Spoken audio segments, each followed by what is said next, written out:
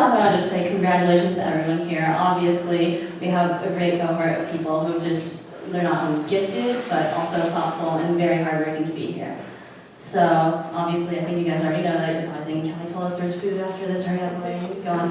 But I was thinking that this begs the question, what makes us put in the time and effort to be the people that the University of Iowa Honors Program is going to recognize? Why are we the students who work hard and distinguish ourselves? I mean, everyone does something for a reason. Maybe it's thrill-seeking or devotion to a cause. It could be hedonism just as much as altruism. And in this case, it's probably not thrill-seeking, but maybe we honor students, maybe we have a greater sense of responsibility. Maybe we're more curious, or we have more love for the fields we're studying.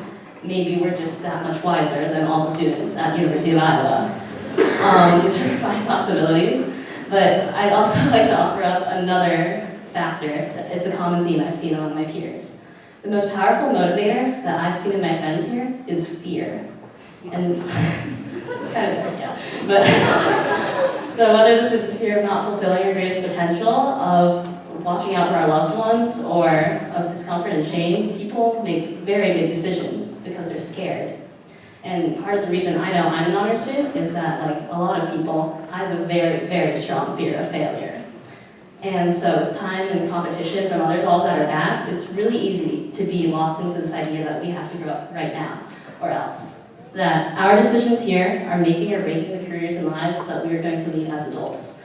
One of the least wise students a college student could do right now is invest his time and heart into something that could be irrelevant or unproductive or unimpressive, because that would be childish in this time and age.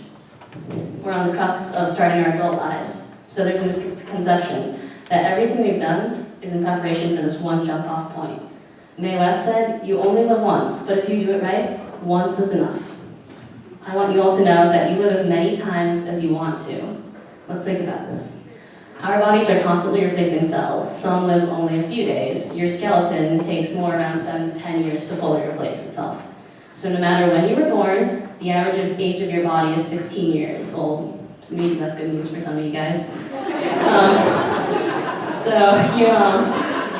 Just like the old question, we have Theseus' ship, where we have a ship owned by Theseus. He has his own original crew. He gradually replaced the timbers and the sails and every member of the crew as they all grow old and need to be reinforced, until none of the original components remain. Just like that, we can ask ourselves, are we still the same person that we were years ago? Has anyone here read Outliers by Malcolm Gladwell? Okay, yeah, I figured this kind of place. So Gladwell, he's famous for telling us that it takes about 10,000 hours of time invested into something to completely master it. So even if you only spend a few hours in a day pursuing a field, you can master something in less than 7 years by that thought. If I'm 18 years old now, and I look to the average American woman's lifespan of 82 years, I have 9 lives to create, perform, lead, travel, design, explore, or teach. It's kind of crazy, but YOLO is actually not true if we think about it like that. So, the exciting corollary of that is that you have 9 opportunities to redefine yourself. 9 chances where another part of you will be growing up from childhood and become part of your adult person. And many of you know where you're going. You won't need 9 chances at life to pick out what you'll do. The problem here is that fear that we talked about earlier, fear is a survival instinct. It keeps us safe and definitely prudent. And yet, despite everything we've accomplished up until now, we don't have any less fear of what could go wrong.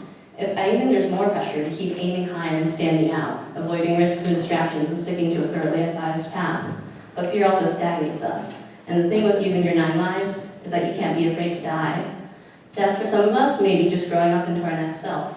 It may be leaving what we've loved for a very long time in order to pursue a new career, a new ability or philosophy or place to live. And if you never let yourself die, you probably will never really live. So, you live as many times as you want to. So Iowa, be motivated by your talents, be motivated by your beliefs and the people who support you. Live all of your lives to the fullest. When fear is no longer the limiting factor on that, you are your own person. Go Hawks.